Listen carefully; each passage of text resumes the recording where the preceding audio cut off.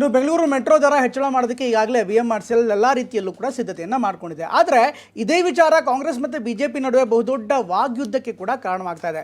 ಅತ್ತ ರಾಜ್ಯ ಸರ್ಕಾರ ಈ ದರ ಹೆಚ್ಚಳದಲ್ಲಿ ನಮ್ಮ ಪಾತ್ರ ಅಲ್ಲ, ಇದೆಲ್ಲವೂ ಕೂಡ ಕೇಂದ್ರ ಸರ್ಕಾರ ಮಾಡ್ತಿದೆ ಅಂತ ದೆಹಲಿಯತ್ತ ಬೆಳೆ ತೋರಿಸ್ತಾ ಇದ್ರೆ, ಈಗ BJPಯ ಸಂಸದ ತೇಜಸ್ವಿ ಸೂರ್ಯ ನೇರವಾಗಿಯೇ ಅಖಾಡಕ್ಕಿಳಿದ್ದಾರೆ. ಅತ್ತ ಕೇಂದ್ರದ ಸಚಿವರ ಜೊತೆಗೆ ಮಾತನಾಡಿ ಯಾವುದೇ ಕಾರಣಕ್ಕೂ ದರ ಹೆಚ್ಚಳ ಮಾಡದಂತೆ ಅಧಿಕಾರಿಗಳಿಗೆ ಸೂಚನೆ ಕೊಡಿಸಲಾಗಿದೆ ಅನ್ನುವಂಥ ಮಾತನ್ನು ಕೂಡ ಹೇಳ್ತಿದ್ದಾರೆ. ಇದರ ನಡುವೆ ಹೊಸದಾಗಿ FFC ಅಂದರೆ ದರ ನಿಗದಿ ಸಮಿತಿಯನ್ನು ರಚನೆ ಮಾಡಬೇಕು ಅನ್ನುವಂಥ ಕೂಗು ಕೂಡ ಕೇಳಿಬರ್ತದೆ. ಹಾಗಾದರೆ ಸೋಮವಾರದಿಂದ ದರ ಹೆಚ್ಚಳವಾಗಲ್ವಾ ಏನಾಗುತ್ತೆ? ಆದರೆ ಇದಕ್ಕಿನ್ನೂ ಕೂಡ ಸಿಗ್ತಾ ಇಲ್ಲ ಕ್ಲಾರಿಟಿ. ಈ ಸ್ಟೋರಿಯಲ್ಲಿ ಸಂಪೂರ್ಣವಾದಂಥ ವಿವರ ಇದೆ, ನೋಡೋಣ ಬನ್ನಿ.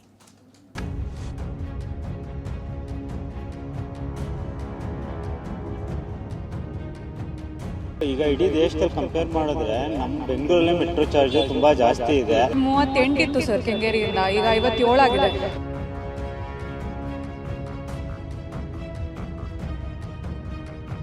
ಕೇಂದ್ರ ಸರ್ಕಾರನೇ ನಿಗದಿ ಮಾಡೋದು ಬೆಲೆನ. ಭಾರತ ಸರ್ಕಾರ ನೆರವು ನೀಡ್ತದೆ. ಅಡ್ಮಿನಿಸ್ಟ್ರೇಷನ್ ನಾವು ಹಾಕೋದಲ್ಲ, ಅಲ್ಲಿರೋ MD ನಮ್ಮವರಲ್ಲ.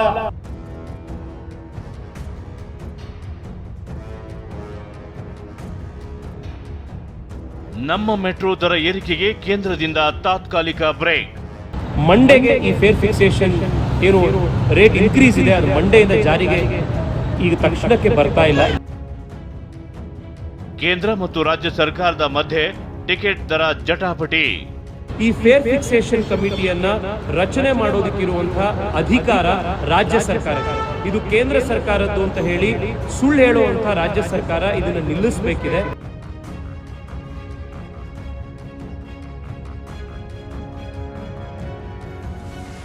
ನಮ್ಮ ಮೆಟ್ರೋ ಬೆಂಗಳೂರು ಜನರ ಸಂಚಾರದ ಜೀವನಾಡಿ. ಅದೆಷ್ಟೋ ಕೋಟಿ ಮಂದಿ ಮೆಟ್ರೋವನ್ನ ನಂಬಿಕೊಂಡಿದ್ದಾರೆ. ಆದರೆ ಇದೀಗ ಇಡೀ ದೇಶದಲ್ಲೇ ನಮ್ಮ ಮೆಟ್ರೋ ದರ ದುಬಾರಿ ಆಗ್ತಿರೋದು ಬೆಂಗಳೂರಿಗರನ್ನ ಕೆರಳುವಂತೆ ಮಾಡಿದೆ.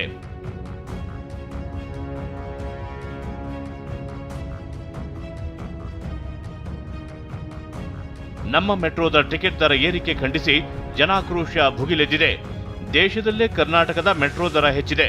ಫೆಬ್ರವರಿ 9ರಿಂದ ಅಂದರೆ ಸೋಮವಾರದಿಂದ ನಮ್ಮ ಮೆಟ್ರೋ ಟಿಕೆಟ್ ದರ ಏರಿಕೆ ಆಗುವ ಸಾಧ್ಯತೆ ಇದೆ.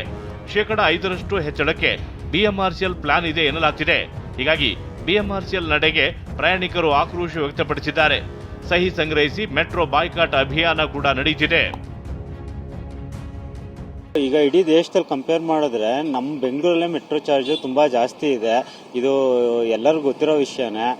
ನಮಗೆ ಏನು ಅಂದರೆ ಮಧ್ಯಮ ವರ್ಗದ ನಾಗರಿಕರಿಗೆ ಜಾಸ್ತಿ ಮೆಟ್ರೋ ರೇಟ್ ಜಾಸ್ತಿ ಮಾಡ್ತಾ ಇರೋದು ತುಂಬ ಕಷ್ಟ ಆಗ್ತಾ ಇದೆ ಸರ್. ಹೌದು, ಇದನ್ನು ಕಡಿಮೆ ಮಾಡಬೇಕು ಅಂತ ನಾವು ವಿನಂತಿಸ್ಕೊತಾ ಇದ್ದೀವಿ. ತುಂಬ ಹೊರೆ ಆಗುತ್ತೆ ಸರ್. ಈಗಲೇ ತುಂಬ ಹೊರೆ ಆಗ್ತಿದೆ. ಯಾಕೆಂದರೆ 38 ಇತ್ತು ಸರ್ ಕೆಂಗೇರಿಯಿಂದ, ಈಗ 57 ಆಗಿದೆ. ಆಲ್ಮೋಸ್ಟ್ ಒಂದು 20 ರೂಪಾಯಿ ಜಾಸ್ತಿ ಆಗಿದೆ.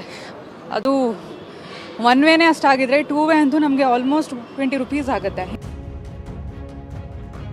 ಮೆಟ್ರೋ ದರ ಏರಿಕೆ ವಿಚಾರದಲ್ಲಿ ಕೇಂದ್ರ ರಾಜ್ಯ ಸರ್ಕಾರದ ಮಧ್ಯೆ ಜಟಾಪಟಿ ಜೋರಾಗಿಯೇ ನಡೆಯುತ್ತಿದೆ. ಕೇಂದ್ರವೇ ಮೆಟ್ರೋ ದರ ನಿಗದಿ ಮಾಡುವುದು ಅಂತ CM ಸಿದ್ದರಾಮಯ್ಯ ಕಿಡಿಕಾರಿದ್ರೆ, ರಾಜ್ಯ ಸರ್ಕಾರ ಈ ರೀತಿ ಹೇಳಬಾರದು ಅಂತ ಕೇಂದ್ರ ಸಚಿವ ವಿ ಸೋಮಣ್ಣ ಕೌಂಟರ್ ಕೊಟ್ಟಿದ್ದಾರೆ. ಕೇಂದ್ರ ಸರ್ಕಾರನೇ ನಿಗದಿ ಮಾಡೋದು ಬೆಲೆನ. ಕೇಂದ್ರ ಸರ್ಕಾರದಲ್ಲಿ ಒಂದು ಕಮಿಟಿ ಇದೆ, appointed by government of India, ಅವ್ರು ಮಾಡೋದು ಇದು. ಭಾರತ ಸರ್ಕಾರ ನೆರವು ನೀಡ್ತದೆ. ಅಡ್ಮಿನಿಸ್ಟ್ರೇಷನ್ ನಾವು ಹಾಕೋದಲ್ಲ, ಅಲ್ಲಿರೋ MD ನಮ್ಮವರಲ್ಲ, ಅಲ್ಲಿರೋ ಅಧಿಕಾರಿಗಳು ನಮ್ಮವರಲ್ಲ. ಇವರೆಲ್ಲರೂ ಕೂಡ ರಾಜ್ಯ ಸರ್ಕಾರದ ವ್ಯಾಪ್ತಿಯಲ್ಲಿ ನಮ್ಮ ಸರ್ಕಾರ ಇದ್ದಾಗೋದೇನೆ. ಟಿಕೆಟ್ ದರ ನಿಗದಿ ಬಗ್ಗೆ CM DCM ಸುಳ್ಳು ಹೇಳ್ತಿದ್ದಾರೆ ಎಂದು ಸಂಸದ ತೇಜಸ್ವಿ ಸೂರ್ಯ ವಾಗ್ದಾಳಿ ನಡೆಸಿದ್ರು. ಇದಕ್ಕೆ ಕೌಂಟರ್ ಕೊಟ್ಟ DK, ಬರೀ ಖಾಲಿ ಮಾತಾಡೋದು ಬೇಡ ಅಂದ್ರು. ರಾಜ್ಯ ಸರ್ಕಾರ ಪ್ರತಿ ಬಾರಿ ಮುಖ್ಯಮಂತ್ರಿ ಉಪಮುಖ್ಯಮಂತ್ರಿಗಳ ನೇತೃತ್ವದಲ್ಲೇ ಈ ಸುಳ್ಳು ಹೇಳುವಂಥದ್ದನ್ನ ಪ್ರಾರಂಭ ಮಾಡಿದ್ದಾರೆ. ಇದು ನಮ್ಮ ಕೈಲಿಲ್ಲ, ಇದು ಕೇಂದ್ರ ಸರ್ಕಾರ ಮಾಡಿರೋದು ಅನ್ನೋದನ್ನ ಪದೇ ಪದೇ ಹೇಳ್ತಾ ಇದ್ದಾರೆ. ತೇಜಸ್ವಿ ಸೂರ್ಯ ಅವರು ಒಂದು ಮಾತು ಹೇಳ್ತಾರೆ, ರಾಜ್ಯ ಸರ್ಕಾರದ ಅನುಮತಿ ಇಲ್ಲದೆ ಅದೇಗೆ ಇದು ಮಾಡ್ತಾರೆ. ಇನ್ನ ಅನುಭವ ಇಲ್ಲ, ಬರೀ ಟ್ವೀಟು, ಪ್ರೆಸ್ ಸ್ಟೇಟ್ಮೆಂಟು. ಒಂದಿನ ಏನಾದ್ರು ರಾಜ್ಯಕ್ಕೆ ಏನಾದ್ರು ದುಡ್ಡು ತಗೊಂಡು ಬಂದಿರೋದು ಯಾವ್ದಾದ್ರು ಇದ್ರೆ ಫಸ್ಟ್ ಮಾತಾಡ್ಲಿ. ಬರೀ ಖಾಲಿ ಮಾತು ಮಾಡೋದು ಬೇಡ, ಖಾಲಿ ಟ್ರಂಕ್ ವಿಚಾರ ಮಾತಾಡೋದು ಬೇಡ. ಸಚಿವ ಸಂತೋಷ್ ಲಾಡ್ ಕೂಡ ಕೇಂದ್ರದತ್ತ ಬೊಟ್ಟು ಮಾಡಿದ್ರೆ ಇದಕ್ಕೆ ತಿರುಗೇಟು ಕೊಟ್ಟ ಬೊಮ್ಮಾಯಿ, ಮೆಟ್ರೋ ನಿಯಂತ್ರಿಸುವುದು ರಾಜ್ಯ ಸರ್ಕಾರ, ಕೇಂದ್ರ ಬಂಡವಾಳ ನೀಡುತ್ತೆ ಅಂದ್ರು. ಕೇಂದ್ರ ಸರ್ಕಾರ ನಮ್ಮಲ್ಲಿ ಹಾಕಿ ಆಗ್ತದೆ. ಈಗ ಹೌದಿಲ್ಲ, ಈಗ ರೇಟ್ ಯಾರಿಂದ ಹೆಚ್ಚಾಗಿದೆ ತಮಗೆ ಗೊತ್ತಿದೆ. ನಾನು ಪರ ವಿರೋಧ ಹೇಳಂಗಿಲ್ಲ, ಬಟ್ ರೇಟ್ ಹೆಚ್ಚಾಗ್ತಕ್ಕಂಥದ್ದು ಸಹಜ ಇದೆ, ಆಗಲೇಬೇಕು. ಅದು ಯಾರು ಮಾಡಿದಿರ್ತಕ್ಕಂಥದ್ದು ನಿಮಗೆ ಗೊತ್ತಿದೆ, ಅವ್ರನ್ನ ಕೇಳಿ. ಅದರಲ್ಲಿ ಕೇವಲ ಬಂಡವಾಳ ಹೂಡಿಕೆ ಮಾತ್ರ ಕೇಂದ್ರ ಸರ್ಕಾರ, ಇದರ MD ಯಾರು? ಕರ್ನಾಟಕದ IAS ಆಫೀಸರು. ಅಂತಿಮ ತೀರ್ಮಾನ ತಗೊಳ್ಳೋದು MD, ಅದರ ಸಮಿತಿ ಇದೆ, ಅದರ ಮೇಲೆ MD, ಅದನ್ನು ನಿಯಂತ್ರಣ ಮಾಡುವಂಥದ್ದು ರಾಜ್ಯ ಸರ್ಕಾರ. ರಾಜ್ಯ ಸರ್ಕಾರದ ಹೊಣೆ ಇದೆ. ಅದು ಪ್ರತಿ ವರ್ಷ ಹೆಚ್ಚಿಗೆ ಮಾಡ್ತಿರುವಂಥದ್ದು ಸರಿಯಲ್ಲ. ಮೆಟ್ರೋ ದರ ಹೆಚ್ಚಳದ ಬಗ್ಗೆ ನಮ್ಮನ್ನ ಯಾರೂ ಸಂಪರ್ಕಿಸಿಲ್ಲ ಅಂತ DK ಹೇಳಿದ್ರು. ಇದಕ್ಕೆ ಕೌಂಟರ್ ಕೊಟ್ಟ ಕುಮಾರಸ್ವಾಮಿ, ಕೇಂದ್ರದ ಮೇಲೆ ಯಾಕೆ ಆರೋಪಿಸ್ತೀರಿ ಅಂದ್ರು.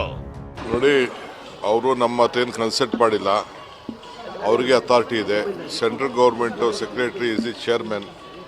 ಈ ಹ್ಯಾಸ್ ಟೇಕನ್ ಎ ಡಿಸಿಷನ್. ಅರ್ಥ ಆಯ್ತಾ? ನಾನು ಹೋಗಿ ಬೆಂಗಳೂರಲ್ಲಿ ಹೋಗಿ ನಾನು ಇವತ್ತೋ ಇಲ್ಲ ಅಂದರೆ ನಾಡಿದ್ದು ನಾನು ಮಾತಾಡ್ತೀನಿ. ಅರ್ಥ ಆಯ್ತಾ? ನಮಗೂ ಯಾರಿಗೂ ಜನರಿಗೆ ತೊಂದರೆ ಕೊಡೋಕ್ಕೆ ಇಷ್ಟ ಇಲ್ಲ. ಈಗ ಆಗಿದ್ರೆ ಬೇರೆ ರಾಜ್ಯಗಳಲ್ಲಿ ಯಾತಕ್ಕೆ ಮೆಟ್ರೋ ಪ್ರಾಜೆಕ್ಟ್ನ ಯೋಜನೆಗಳಾಗಿರ್ತಕ್ಕಂಥದ್ದಕ್ಕೆ ಪದೇ ಪದೇ ದರ ಏರಿಕೆ ಮಾಡ್ತಾ ಇಲ್ಲ, ಕರ್ನಾಟಕದಲ್ಲಿ ಮಾತ್ರ ಯಾಕೆ ಮಾಡ್ತಾ ಇದ್ದಾರೆ? ಇಲ್ಲಿ ಇವ್ರು ಹೇಳ್ತಕ್ಕಂಥದ್ದು ನಮ್ಮದು ಹೆಚ್ಚಿನ ಪಾಲಿದೆ ಬಂಡವಾಳ ಅಂತಕ್ಕಂಥ ಹೇಳೋರು, ಅಧಿಕಾರ ಇವ್ರಿಗಿದೆಯೋ ಅವ್ರಿಗಿದೆಯೋ ದರ ನಿಗದಿ ಮಾಡೋದು.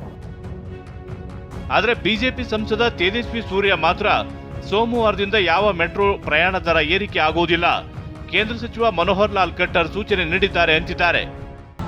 ಮಂಡೆಗೆ ಈ ಫೇರ್ ಫಿಕ್ಸೇಷನ್ ಏನು ರೇಟ್ ಇನ್ಕ್ರೀಸ್ ಇದೆ ಅದು ಮಂಡೆಯಿಂದ ಜಾರಿಗೆ ಈಗ ತಕ್ಷಣಕ್ಕೆ ಬರ್ತಾ ಇಲ್ಲ. ಆದರೆ ರಾಜ್ಯ ಸರ್ಕಾರ ಫೇರ್ ಫಿಕ್ಸೇಷನ್ ಕಮಿಟಿಯನ್ನು ಮತ್ತೆ ಮಾಡಿ ಅಂತ ಹೇಳಿ ಅವರು ರಿಕ್ವೆಸ್ಟ್ ಮಾಡೋವರೆಗೂ ಕೂಡ this is a battle half one. ನಾವೆಲ್ಲರೂ ಕೂಡ ರಾಜ್ಯ ಸರ್ಕಾರಕ್ಕೆ ಮತ್ತಷ್ಟು ಪ್ರೆಷರ್ ಹಾಕಬೇಕಾಗಿದೆ.